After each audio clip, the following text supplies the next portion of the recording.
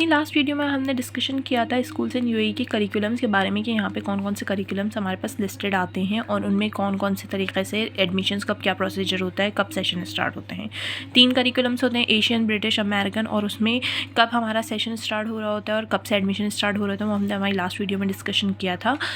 उसकी लिंक मैं, अगर आपने नहीं देखी है तो उसकी लिंक मैं डिस्क्रिप्शन में डाल दूँगी, वो आप गो थ्रू कर लीजिएगा। अच्छा, आज हम लोग बात करेंगे एज ग्रुप के हिसाब से। ठीक है, एज ग्रुप क्या होती है बच्चों में।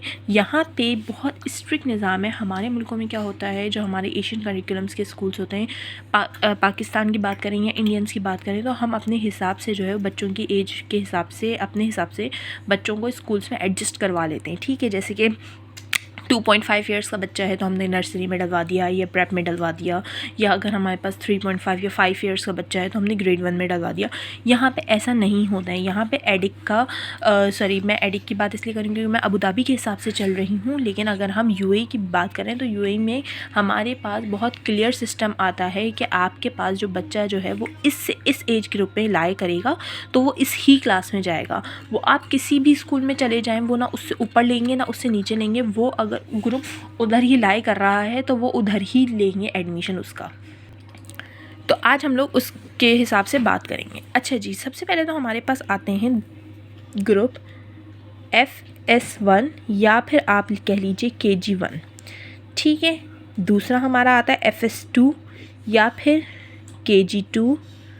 ठीक है, और बेसिक जो एडमिशन हो रहा होता है वो इन्हीं क्लासेस में हो रहा होता है, तो मेरा ज़्यादा फोकस इन्हीं क्लासेस में था और इसी से लिंक करते हुए आप आगे की क्लासेस की तरफ जा सकते हैं, यानी कि इसी में एक साल को आप ऐड कर सकते हैं।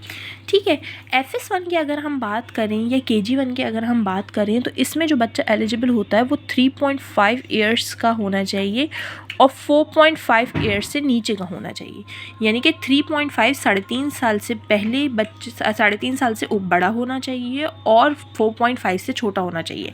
अच्छा, ये time at the time of admission आप इसको ना डिस्कस कर सकते हैं जो भी एडमिनिस्ट्रेशन में होते हैं। ठीक है, तो वो अपनी एक स्पेसिफिक डेट देते हैं कि इस डेट तक बच्चा इतने साल का होना चाहिए। अगर वो इससे ऊपर है तो हम नहीं लेंगे, अगर वो इससे कम है तो भी हम नहीं लेंगे, मतलब इस ग्रुप के अंदर अंदर होना चाहिए। ठीक है, FS2 में अब यहाँ से आप 1 साल और ऐड कर लीजिए, 4.5 ईयर्स आ गया। ठीक है, 5.5 ईयर्स आ गया। ठीक है, ईयर 1 ग्रेड 1 5.5 ईयर्स से लेके 6.5 ईयर्स। ठीक है, ये हमारे पास ग्रेडिंग आती है जब हम लोग इन ग्रेड्स में एडमिशन करवा रहे होते हैं। 3.5 ईयर्स से छोटा अगर आपका बच्चा है तो उसको यहाँ पे स्कूल के अंदर, इस KG1 के अंदर नहीं लिया जाता। आप उसको नर्सरीज में करवा सकते हैं। ठीक है, वो आपको ले लेते हैं, 2 ईयर्स से भी ले लेते हैं, 2.5 से भी ले लेते हैं।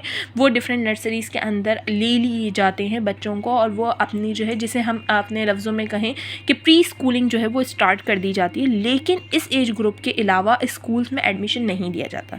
अच्छा जी, इसके बाद अगर आप ग्रेड 2 की बात करें तो 6.5 से 7.5 इस तरीके से आप एक साल ऐड करते जाएँ, जैसे यहाँ पे हो रहा है। तो ये एज ग्रुपिंग सिस्टम होता है यूएई में और स्पेसिफिकली अबू धाबी में, जो कि फोकस किया जाता है at the time of admission.